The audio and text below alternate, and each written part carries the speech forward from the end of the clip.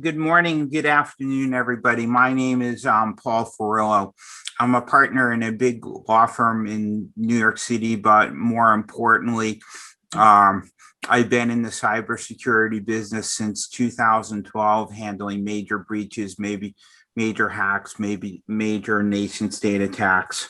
Really great to be with you here today. We have an excellent panel of speakers here of all different life experiences.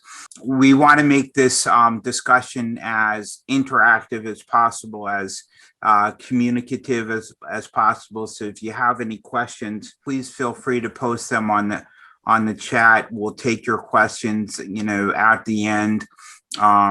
We'll make sure that everyone gets their question answered, whether we're on the webinar or afterwards, but we're here to help and we're here to support you.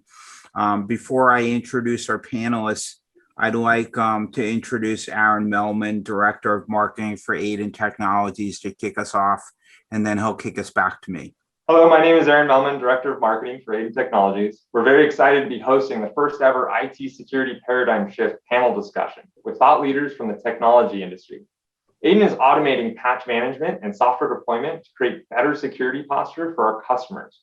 We're focused on helping to bridge the gap between IT and cybersecurity so that people and businesses function flawlessly. If you would like to learn more about Aiden and how we can help your organization improve cyber hygiene by decreasing vulnerabilities and allowing IT teams to focus on critical projects, please visit our website, meetaiden.com, or you can reach out to me directly via email, aaron.melman@meetaiden.com. And with that, I'll hand it back over to Paul. Thanks, Paul. Thanks a lot, Aaron. Good to see you again, and I'm glad again that I can host this. Let's do some panel introductions here. Casey, can you tell us a little bit about yourself and your background, please? Sure. I'm Casey Santos. I'm the CIO at Assurion. Relatively new to the role. Been here about 2 months now. Very excited to be here, based in Nashville. Prior to this, I worked at AllianceBernstein and ran business process innovation. And before that, I was CIO at General Atlantic in New York, a private equity firm. And I'm an aerospace engineer by trade, worn lots of different hats, and had to dual track the security and IT roles. So, Josh Aaron, how about something from you, sir? Sure. Thanks a lot, Paul. Thanks for hosting this today. We really appreciate your involvement. And thanks to everybody else and my fellow panelists for being part of this. My background is mostly in IT consulting. I spent 25 years building my own company called Business Technology Partners in New York after being an industrial engineering student at the University of Michigan. I went on to hold roles as a CIO in healthcare and a CTO at a private equity firm called Hellman & Friedman, which is where I met my co-founder and then started this new company, Aiden Technologies, bringing this, what I think is a 16-year best kept secret to the marketplace. And we really are trying to inspire some thought leadership around IT and cybersecurity. Happy to be part of this panel. Thank you. Thanks, Josh. Really appreciate it. And I'm sure we as a panel will give you that thought leadership. Gina, how about a word from you, please? Good morning. My name is Gina Osborne. I am a cyber and leadership consultant and an international speaker. I'm also an Army veteran and a retired FBI agent and executive. For 11 years, I led the FBI's largest cyber and computer forensics programs out of Los Angeles. Gina, I heard you had some dealings with a breach called Sony Pictures. Is that correct? I did. I led the investigation team in Los Angeles on that international incident. That must have been quite an experience. Anthony Johnson, let's hear a word from you, sir. Awesome. Pleasure to be here. Thank you very much, everybody. Anthony Johnson, managing partner at Delve Risk. It's a marketing research organization that I founded 2 years ago. Formerly, I was the CISO at JP Morgan for the corporate investment banks of the largest IB in the world. I was also the CISO at Fannie Mae, GE Treasury, and I was on the board for the clearinghouse. I was on the risk committee there. Been a number of boards, and I do a bit of venture investing as well. So I'm really looking forward to this topic today. So thanks. Thanks a lot, Anthony. Really appreciate it. I think it's important for everyone involved, and I think it's important, for the audience here to set the stage a little bit. There isn't a day that cybersecurity isn't in the news here. Gina, can you set the stage here talking a little bit about today's environment in cybersecurity? How did it get so bad? Sure, Paul. Well, I was a counterintelligence agent in the Army during the end of the Cold War. And I think this is also a Cold War that we're encountering now. When you look at the cyber nation state actors that are involved in everything that is going on, and they're very creative about doing it. So from my stance, having responded to several catastrophic cyber events, computer intrusions, I think it's so important to understand for every company that we're only as strong as our weakest link. So to have everybody involved from the top down, because cybersecurity isn't an IT issue, it isn't a security issue, it's a finance issue. And if we look at it from that perspective, everybody in the entire company is going to have some sort of ownership when it comes to cybersecurity. Anthony, what I hear from business executives all the time, and maybe you could parlay a little upon what Gina said, is I'm not really a target. What do I have to steal? So I actually don't think that that's the driver anymore. I think the driver is that there really isn't a business ramification for getting breached. And what I mean by that is that if you look at like the market price, the stock price of every company that's had a breach, there's only one that hasn't recovered, right? There's a group of CISOs that I'm a part of where we actually buy on breach. It's a normal thing. We wait till it goes down 20 points, then we buy, and then we exit once we get our 20 points back. And so I think business leaders are having to internalize a different value prop, which really means how do they get and use cyber security tools to get to a faster business proposition, a faster value chain, as opposed to this scary thing. Even if you take the notion of a data breach PII, it's no longer really about brand impact recognition. It's the GDPR fines that are really driving the behavior of organizations to make the investments, as opposed to we're going to upset customers. Customers are so used to it at this point. So I think it's a different business calculus in my view. Well, it's a different business calculation, but as a board advisor, Anthony, I get involved in the whole market cap thing all the time here, and the market cap thing drives lawsuits. The market cap loss drives attorney general investigations, and it's certainly relevant here. But one of the things that Casey, maybe you can help us with here is, one of the things I find most often speaking to boards of directors is the language problem here. We tend to get too enmeshed in technology. I call it cyber speak. Is there a method that we can better communicate the cyber problem to boards of directors? Yeah, I mean, I think it's interesting because there are a lot of articles and things written these days around the new role of the CIO, the new role of the CISO, and the importance of being able to bridge and speak business speak, right? Being able to speak to boards, being able to speak, and it's not just around security, but it's interesting when you put the security lens on it. There is a lot of we call it techies, cyberies, like where we're speaking in acronyms and things that are making it very hard to understand. And I think that's now become part of our role, is to evangelize and to communicate in business terms what this means, right? If you're a B2B business, what does it mean if your customers lose faith in your security, if you're getting fines? There are many different aspects that you just have to have that conversation and be able to have that conversation in plain language. So I think it's interesting that the skills now that you need to succeed in business as a technologist are also applicable when it comes to security issues. I think you're right, Casey, and I find boards of directors sometimes ensconced in their silo, right? They know what they know, but they only know what they're told, and it depends upon who tells them and how it's told. It also depends a lot about how often they talk with the technologist, how often they talk with IT, how often they talk with security. Let me get Anthony's perspective, here as well too. You deal with boards of directors all the time. Do you find that there's a silo mentality here, or do you find that, you and Casey and Gina and others are able to break the silo mentality here and get into the nitty gritty with boards? Yeah, I think so. If you take for the example, the NACD, the National Association of Corporate Directors, they do a really great job of educating. They just published another, guidance out in December. I think the last guidance was a couple of years back on cybersecurity. There's a certain level of expectation that we can say, hey, these are basic fundamentals, and I think board members are attempting to grasp that. Fundamentally, though, they are not going to understand CI/CD. They're not going to understand how APIs actually work. And that would be akin to asking board members writ large to deeply understand the workings of financial capital management. Like, they're going to be able to get the high level grasp of things.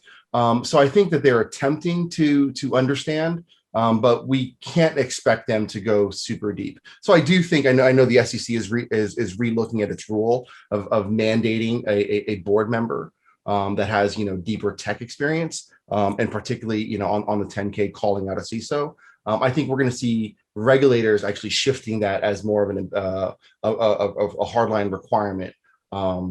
But that's going to be, we're still some time to get there. Let me get to Josh Aaron here. Josh, you talk a lot to business people. How do you translate IT into business speak? Are you finding it to be a chore, or are you finding it to be easier as time progresses and as directors are more, quote, in the know about cybersecurity?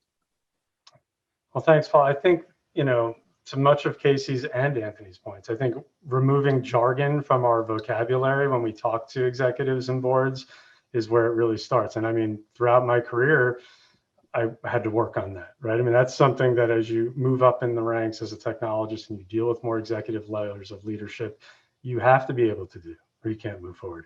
If you say things like CI/CD, there's probably people listening to this call right now, Anthony, right, that don't know what the CI/CD pipeline is. So, it's really critical when you're communicating with people, and it's not just critical when you're communicating with people at the board level. It's critical down in IT. I think people sometimes don't realize, and that's kind of the level that I've been playing at lately with Aiden, that even between cybersecurity experts and IT experts, they're not always speaking the exact same language. The board may think so just because they see them all as some kind of IT, right? But in reality, there's language in cybersecurity that people on the IT operations side don't always understand, and vice versa.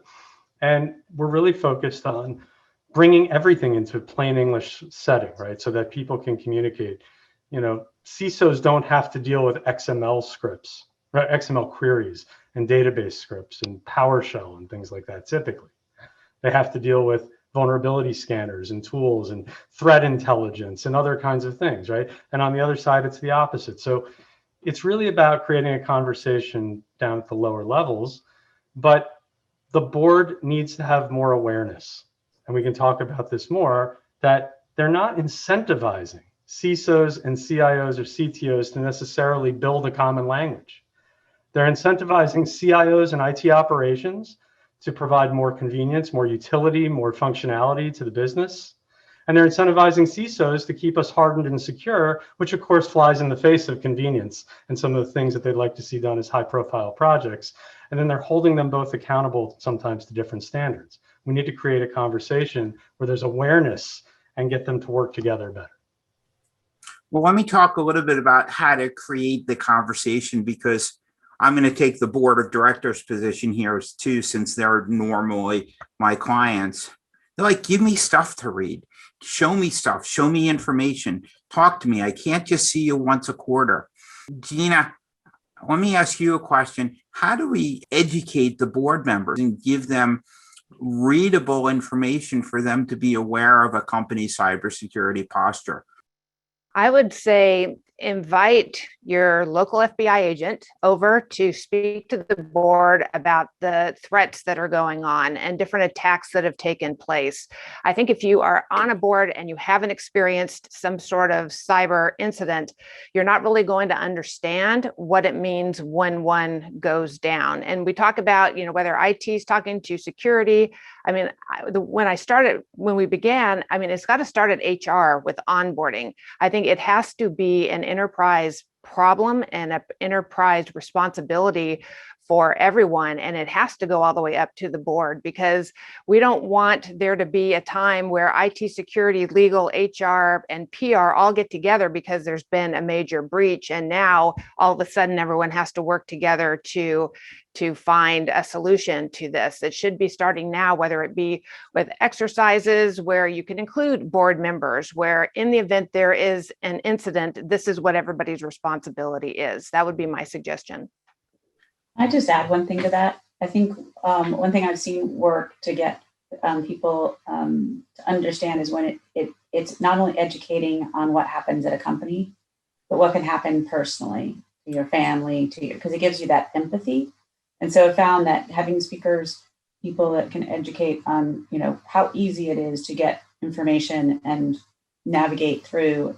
To your point, I think when it touches something personal, in addition to a company thing, that actually is much easier for people to understand the importance of everything that comes with security.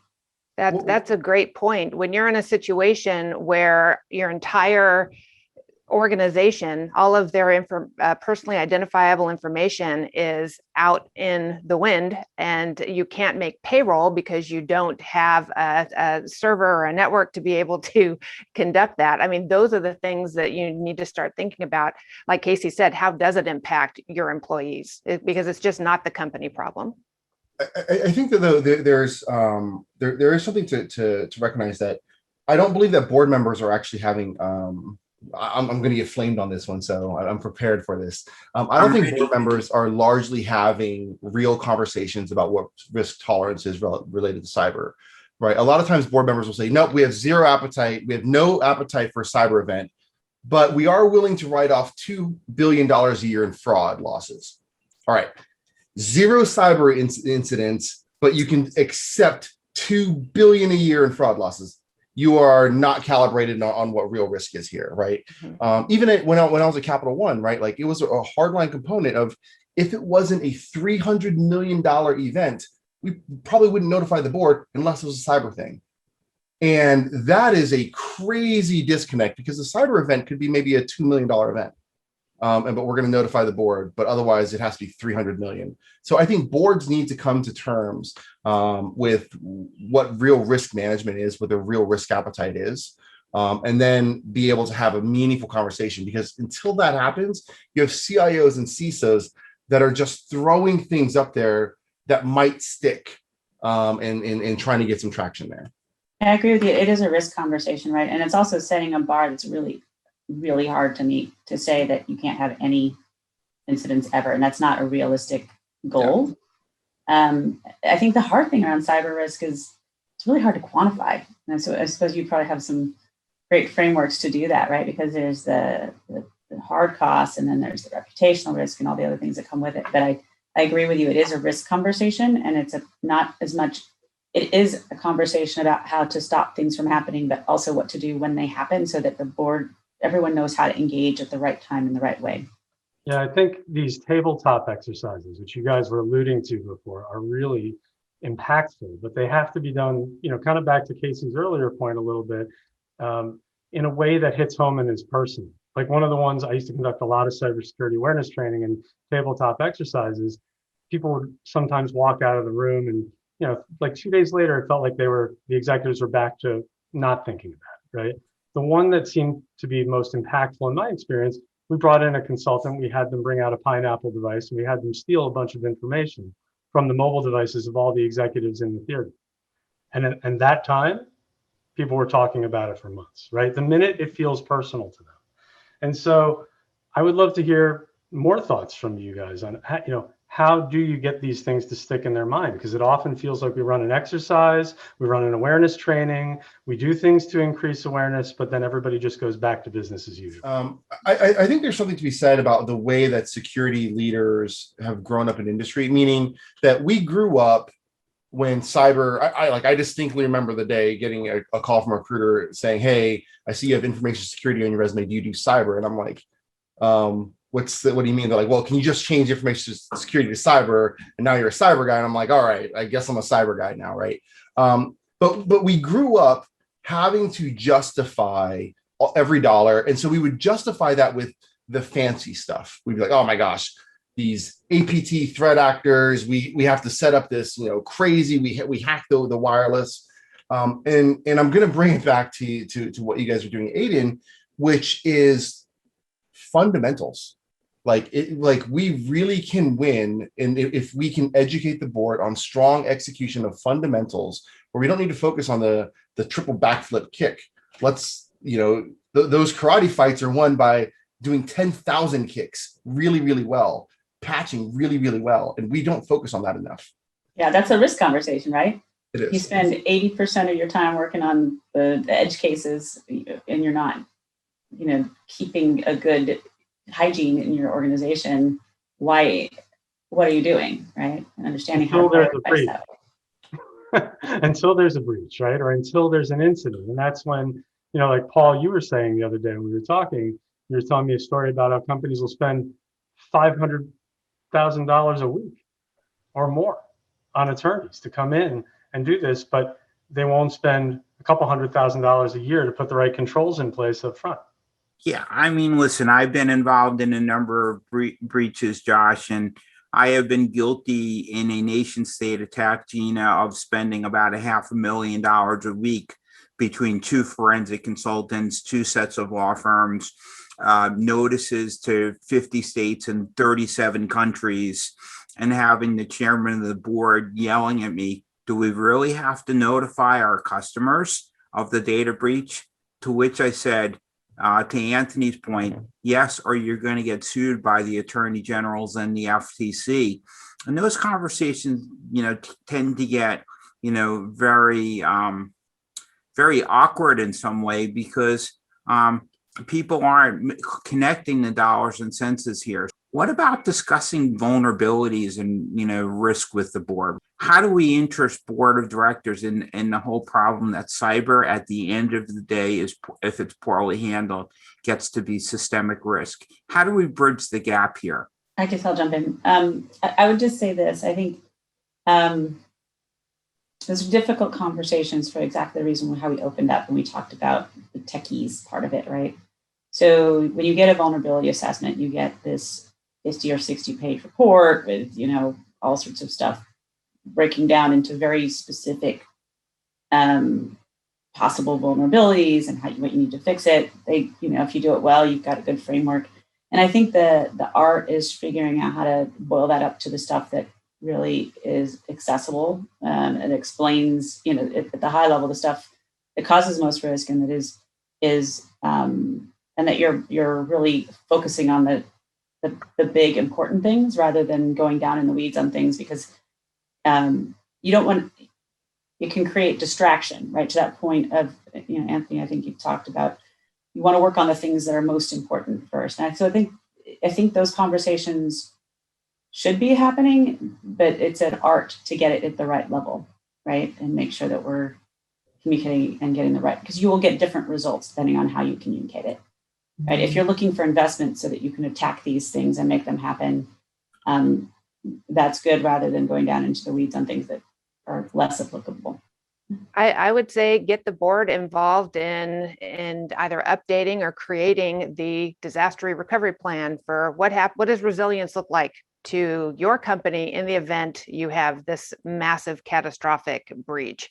And I think that'll definitely get people's attention when they start having to think in that scenario, that if everything is gone, if there's a ransomware attack and now we're being extorted and everybody in the world knows about it, if the CEO's emails are going out there and everybody knows what's being said back and forth. I mean, I think if you just bring in these things that actually happen when these incidents occur and somehow get their participation in some way into this disaster recovery plan, I think that'll definitely, put it up, raise it up a little bit when it comes to put it to their top of mind.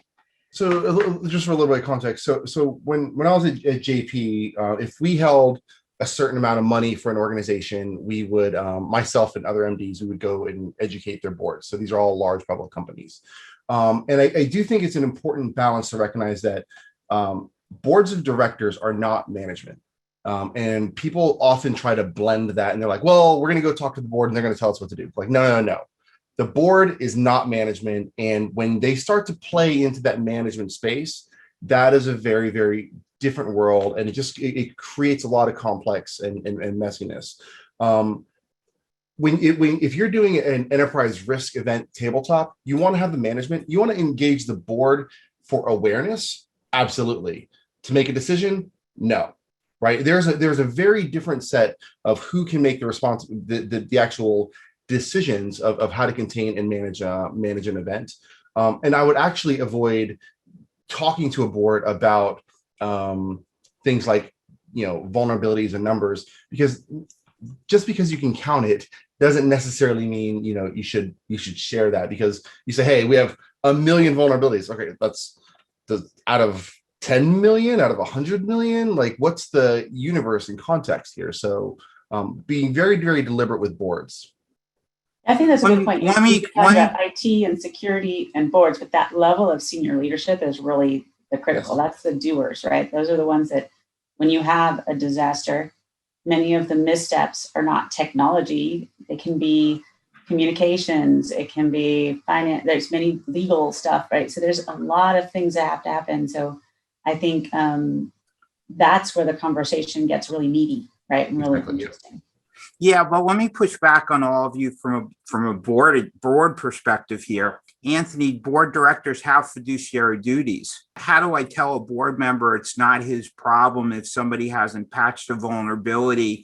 And you know which company I'm talking about here, in March of 2017, and didn't patch a critical vulnerability that might have showed up, somewhere in a vulnerability assessment until July, and didn't report the patch. Yeah, those are operational challenges, operational risk management that have to happen by the management team, right? Board members need to understand and fulfill their fiduciary duties too. So we have to bridge a gap here between operational and fiduciary duties and what they're thinking about and what they're doing. How do we do that?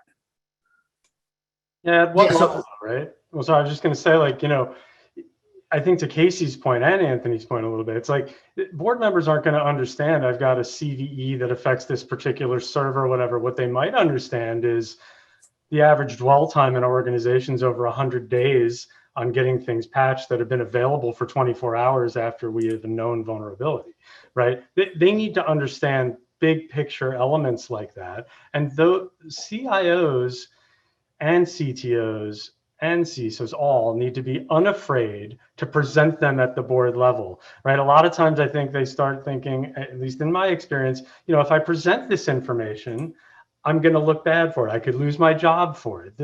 Everyone knows that that's a real risk and a real fear that CIOs and CTOs and CISOs alike all face. What to present, and am I going to get my hat handed to me because of it? Right? They need to be shown the door, an open door by the board, that we want to hear this information. And the CIOs, CTOs, and CISOs need to be comfortable going in with the real big picture items like that and be very authentic what they're presenting to the board. Absolutely. And I was on the enterprise risk committee, the audit committee for the clearinghouse, right? And it is a perfectly fair question or fair comment to say to the board, thank you very much for the input. That's a management level problem. We will give you the update of the next board meeting here, right? It's not a comfortable conversation you're about to have with the board, but there is a distinction from what the board charter is to say, hey, providing oversight, challenging, but not managing the organization. When the board tries to get into a day-to-day management of an incident, that's when things really get confused on what we would always call it, who has the hat, right? Because when there's an event, that CEO needs to have that hat. Now the board should be challenging them. Hey, have you thought about this? How are you managing your risk? Are you within tolerance? So it goes back to what Casey was saying. It's a risk tolerance conversation. Is the health of your technology operations within your risk tolerance? Yes. Awesome. I might ask questions challenging that, but I'm not going to get into are you patched with CVE 14 number? Like that is definitely nowhere near where a board member should be. And I would tell them to go sit down. Well, you're a better man than I, because I never tell board directors to sit down and shut up. Ha ha. Let me ask a different question here. How is COVID-19? Respectfully. How is COVID-19 changed cybersecurity? Gina, maybe we start off with you. Again, making every employee responsible for that. I think with this work from home situation, I think it just gets harder and harder for the IT side to wrap their arms around, what's going on within their workforce. So I think it's definitely gotten more difficult with the work from home situation. I would add to that. I think what we've learned with COVID-19 is that your attack surface is a lot bigger, right? And it's not just from a COVID, or not from a security perspective, but from an operational perspective, right? Instead of having to make sure you have business continuity for X amount of offices, you now have thousands of people in different places that you have to deal with.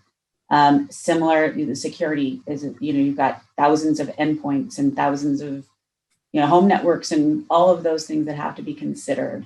So it's a challenge, and I think a lot of people, some were more prepared than others to deal with that kind of, if you're used to working remote, if you'd already kind of been building up some muscles, you'd already distributed a lot of your environment, you're using a lot of cloud, you were probably more prepared, but it was definitely has shifted the thinking and probably risen some awareness. And we'll go back to hybrid. So when we go back to hybrid, we're not going back to the way things were. Yeah. It'll be hard to.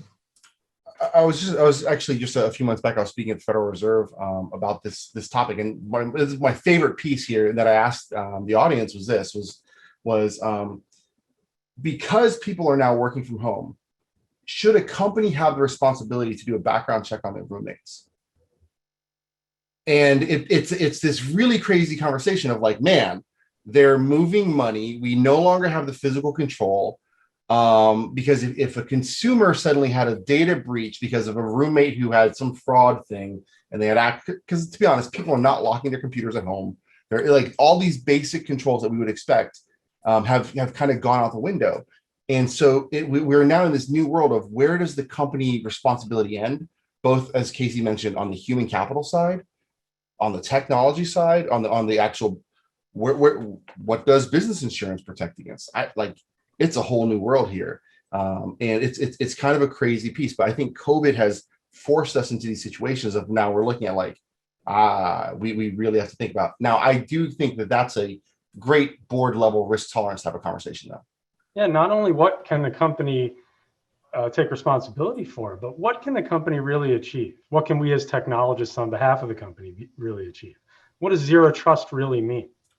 Right, I can put in a zero trust network, but to your point, Anthony, can we trust the roommate? We don't know, right? And we don't know how to really guard against that. We can do cybersecurity awareness training. We can give people privacy screens. We can show them how to easily lock or set auto timeouts on things. All those things are true, but can we really stop who's looking at that screen? You never can. So what information do we share? Well, let me ask the group a question. Your attack surface now is tremendous with COVID-19. We're all working from home. Doesn't the answer really have to depend upon technology solutions here? How on earth do we keep track of, look at, judge the keystrokes that are going on at these remote devices and laptops? Aren't we talking, Casey, about endpoint solutions? Aren't we talking about AI and machine learning to help guide us away from the big problems here that the attack surface has created? I think, first of all, it is a very big problem. And so now you've got to get as much as coverage as you can. And so, yes, it's protecting endpoints. It's protecting there's a whole slew of items that you have to take care of, right? And operationally, it's a burden on technology organizations, right? It's a lot of extra work. And we have a day job too of growing businesses and finding that balance. So I'm very bullish on automation and AI tools that help us get through the noise, figure out where we are, automate processes that were very manual before. And I think, there are a lot of tools, Aiden is one of them, but, there are many other tools across the whole ecosystem that we are all working towards. And there's a lot of interesting companies that are being conceived out of this need, right? I think if we've been faced with this 10 years ago, we didn't have a lot of the tools there and the technology that would help us get there. So, Josh, what do you think? Yeah, I mean, I think the role of AI here in making us a little better when we have situations like the one we're faced with the pandemic is both about speed, right? Getting to what is the real challenge, what's a real thing to fix right away, faster than a human can, right? Computers are better at sometimes looking through, scanning, figuring things out. And efficacy, right? Knowing that with confidence when you're going to implement something, it's going to work. And a lot of times humans make mistakes. That's just an unfortunate, that is our human condition, right? We can have the best task list in the world. We may go through it and still miss a step or execute a step incorrectly. But when you train a computer to do it, it usually does it the same way every time. And so that's the two places where it's helping. And what I see with COVID-19, to go back to your first part of this, Paul, is, CIOs, CTOs, they're afraid sometimes to update endpoints in the work from home office because they're afraid, and they've got the experience in the past of things breaking and going wrong when they patch, when they update, or when they deploy new functionality or new software. We've got to find a way to function in this world. And that is what Aiden's trying to help with, right? But we can't be afraid to push the envelope. We've got to start to embrace technologies. And to Casey's point, there are many. Aiden is just one, right? But AI is the way that these things are going to be done with greater speed and greater efficacy in the future. Josh, one thing to add on to that though, right, is that a book I read last year, which I really enjoyed, was Indistractable. And it's just phenomenal book, and it talks about how distractions create more errors, of course, and where are we really distracted when we're sitting at home and my daughter walks in, and I'm in the middle of something, and so we're in this world of where you have incident response people who are hands on keyboard working an issue, and their dog runs up, is sick. They got to go. There's so many distractions where before they were in a SOC, isolated, eyes on task, right? That's all they could do and focus on now. And so we have to embrace this aspect of driving more automation, because the human error or the human element will continue to have more and more errors when they're suddenly not just at home, but now they're working at a coffee shop because they can do that. And so it's a different world that I think technology has to solve for us. I think it's very interesting too how the cyber attackers use automation themselves, right? So they're cranking through this stuff super fast, right? So if we don't automate, we're just going to be steps behind, right? Yep. And they're not distracted by having to communicate whenever something goes wrong. Yep. They just go on and do it again, right? All of this conversation we're having about our internal corporate politics, right? Our organizational politics and dealing with people, they're not hampered by that challenge. Their challenge is just to keep trying to hack away at us. So we have all of this extra overhead, right? This extra challenge to figure out how we communicate clearly. And we got to cut through that as quickly as we're trying to cut through solutions with AI, or we're not going to be able to be in parity with the attackers. Yep.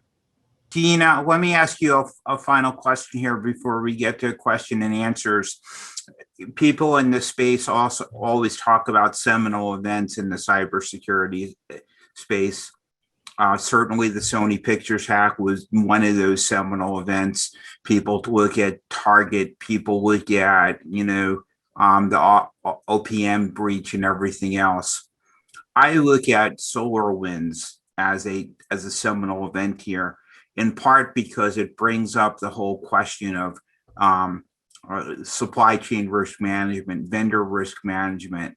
How do you think SolarWinds is or will change the cybersecurity landscape? Yeah, no, that is a great question, because these cyber actors are becoming more and more creative, and they're thinking outside of the box in order to get into the systems. And I know I keep coming back to this, but again, we're only as strong as our weakest link, and that extends out to vendors and different organizations that our companies are dealing with. But again, if it becomes an HR issue, if it becomes a legal issue, if it becomes a PR issue, if everybody is involved and understands what happens to you as an employee personally, if something goes wrong, if we click on the link from that one email, so many times I hear when people are doing these tests on their employees, only a handful, clicked on a link to get that $5 Starbucks card, but really it only takes one. So, how does everyone have that responsibility, from the employees all the way out to the vendors? But yes, it is definitely an issue. You need to know who you're dealing with and understand what the cybersecurity risks, because their risks are going to be your risks. Casey, what do you think? Yeah, I think there's been a whole slew of, SolarWinds was the latest, right? I think there have been attack after attack after attack that have gotten us smarter about the ways that people can traverse across our systems, and we get a little bit smarter every time. I think SolarWinds was so big and so expansive and hit so many people that I think it woke people up to the vulnerability, that conversation we had at the beginning, right? How do you get people's attention, right? How do you, so I think we will keep chugging along, but I think it doesn't change my lens exactly as far as how important security and technology are to solving this problem. But I think it brings more and more people into the fold, as far as the awareness across more and more companies and the desire to invest more to help tackle some of these problems. Anthony, how about you? So I'll take the contrarian view. So I don't know a single CISO who's gotten more money to focus on supply chain risks than SolarWinds, right? I talk to probably 5 CISOs a week. While everyone says, "Hey, that was a big deal," nobody has gotten additional funding. Everyone has been said, "Hey, just spend a little bit better, think about this a little bit better." SolarWinds has already recovered over 50% of its market cap loss and hasn't had a massive impact on its customer base. I think it was a Thursday or whatever it was, and I kind of view it as a Thursday. And I don't think that's going to be the epoch event for us. Should we just ignore SolarWinds then, Anthony? No, supply chain is critically important, right? So understanding the supply chain, but again, this goes back to the conversation when why I love the Aiden solution so much. It's that there are fundamental basics and important strengths of like understanding your suppliers, understanding your bill of materials, there are things like patching, doing that really, really well. Those are what truly sets the great organizations apart. So I think supply chain is something organizations need to look at. But the fact that we had SolarWinds, there was so much press, and not a single CISO that I know, maybe some of you guys know, got an influx of money after. Like, all right, thanks, but like it wasn't a real thing. All right, Josh, what do you think? Has SolarWinds changed the cybersecurity landscape in any way? Well, I certainly agree with that, Anthony. When I talk to customers, I don't hear that they've gotten a lot of extra money to spend on solutions like ours to fix the problem. What they have gotten a lot of, though, and I think it's actually a very good thing, is money to their compliance and legal teams to vet vendors more carefully. Go legal. Yeah, I do see that, Paul. I mean, we've built Aiden from the ground up to be secure, not just to be secure. Now, of course, we have to appear secure when we go through cybersecurity audits, things like cyber GRX and third-party trust, and technologies that companies are now employing to do the rigor of cybersecurity due diligence on vendors like ourselves. But I certainly think, the double-edged sword of SolarWinds for vendors like us is we have new solutions that we want to bring to market. We've built them to be secure from the ground up. But now, of course, we have to go through a lot more rungs of due diligence to get through. But as I tell my team all the time, it's like when you were a kid and somebody gave you broccoli, right? And you had to eat your broccoli. This is the same thing. I mean, we have to be secure, we have to appear secure, and we have to stay vigilant and on top of it all the time.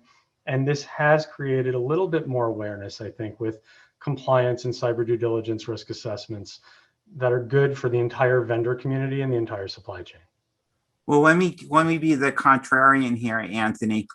SolarWinds is a good communications tool. Gina and I joked the other day about fear, uncertainty, and doubt. And sometimes you need that major breach. Sometimes you need the Sony pictures. Sometimes you need a big problem to just invade your landscape to say, holy cow, I need to pay attention to cybersecurity. So I think there is, some benefit there. We are at 10 minutes to go here, so I want to turn it back to Aaron. We have a bunch of different questions here that we should be handling. So we got one question from David Byrne. How do you quantify the human element in assessing the risk, size or structure of the team, when to outsource responsibilities, and how to train and retrain the team, et cetera? Gina, how about you? You've talked a lot about the human element here. How would you answer David's question? I mean, again, it starts from onboarding and it goes until the person is no longer with the company.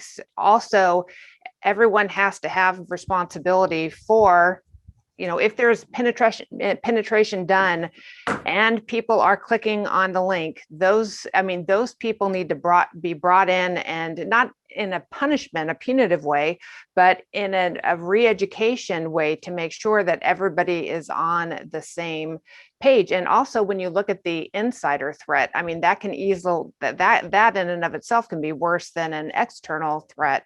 So really educating people on the potential of, there could be the insider threat, make sure that access controls, that when people go from job to job to job within a corporation, they don't maintain all of the access that they had.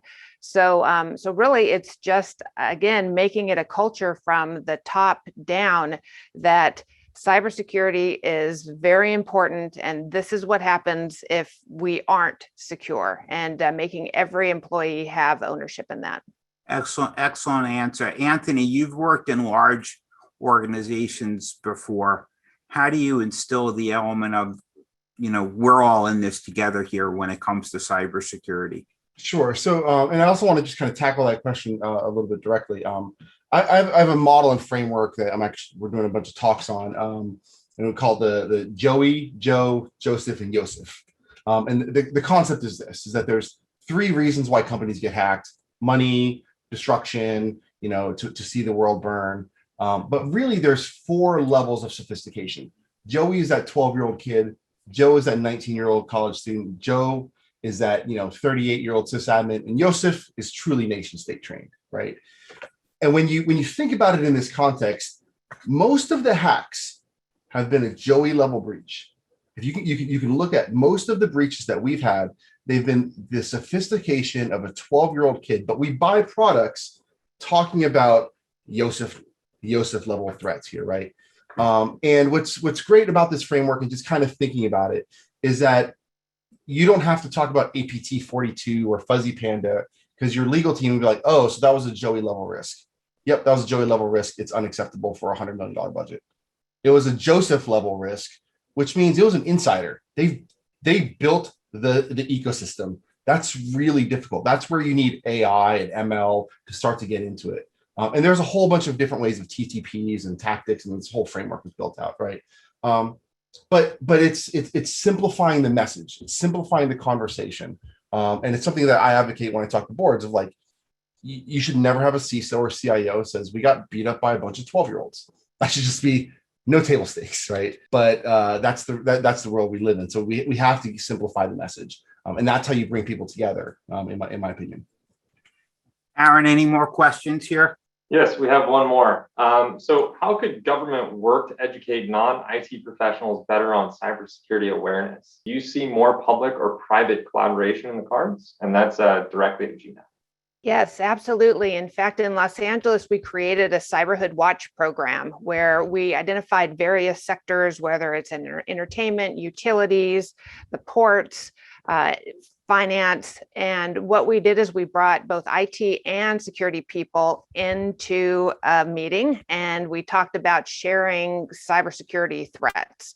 And in the beginning, nobody wanted to say anything, but as we had the meetings on the monthly basis, we were able to share cybersecurity information, not only with the other private sector entities, but with the FBI. We had analysts looking at whatever malware was shared or other attack vectors that were shared.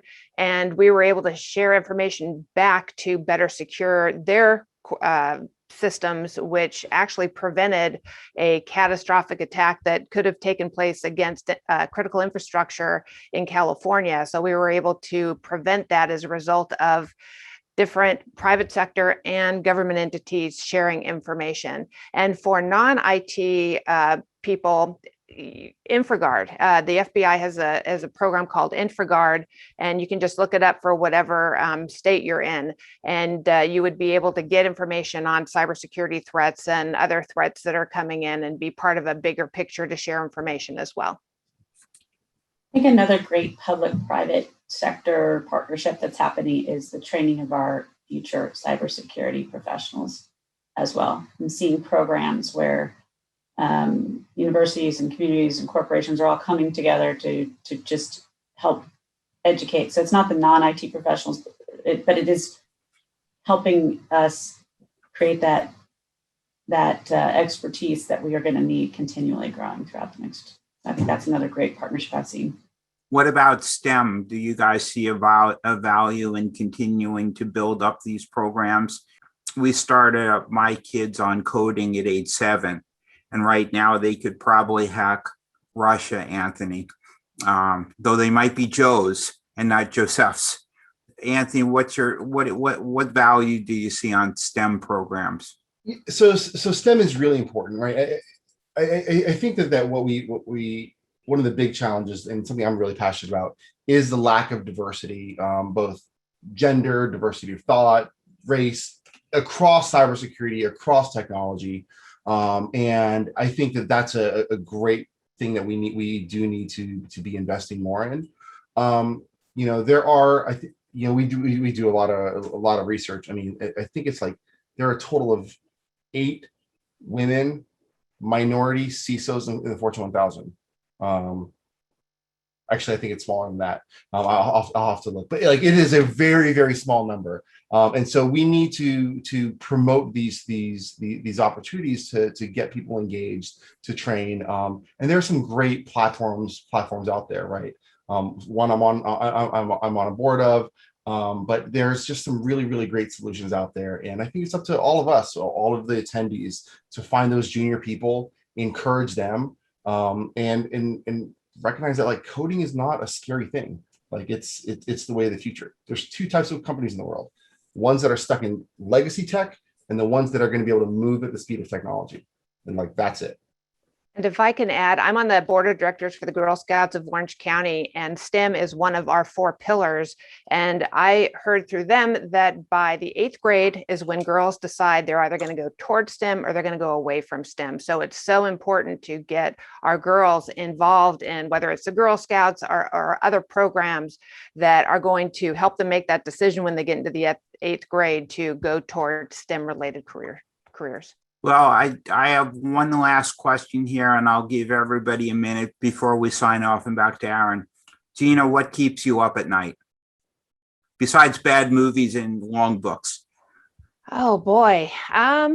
You know what? I would say that the nation state threat that we have to our critical infrastructure. I think that is something that keeps me up at night for sure. Casey?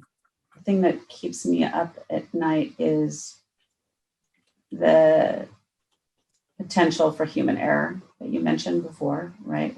The more we can automate things so that things don't slip through the crack.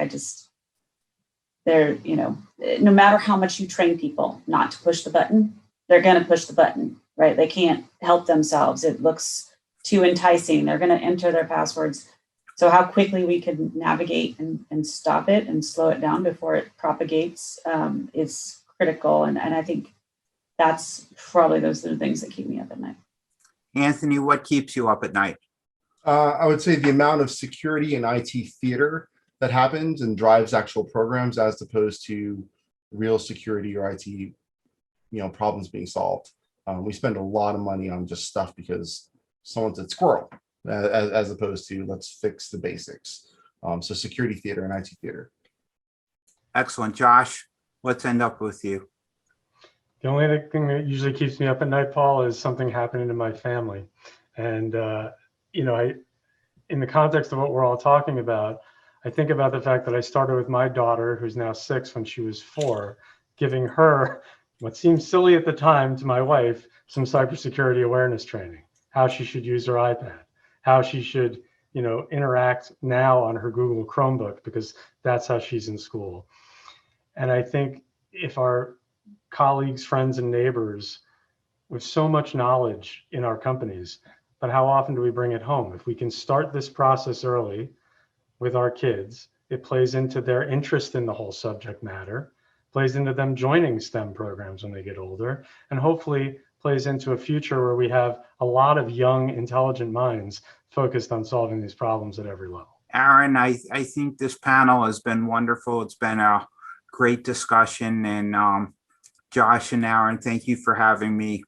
Aaron, I'll turn it back to you and Josh for sign off. Thank you so much, everybody, for joining us. I really appreciate it. Just so you all know, this was recorded and we will be following up and sending out the recording. We were also live on YouTube. And yeah, thank you so much. Please feel free to reach out with any more questions. There was more questions in the chat that we will be creating a follow-up in order to answer your questions, and we'll reach back out to the board to ask. And yeah, have a great day, and we look forward to seeing you on the next one. Thank you, everybody. Thank Thanks you, for having Paul, Casey, Anthony, Gina. Really appreciate all of you today. And it was Thanks, a everybody. very, very helpful discussion. Thank you. Thanks. Take care, everybody. Thank you, Cheers. guys. Have a great day.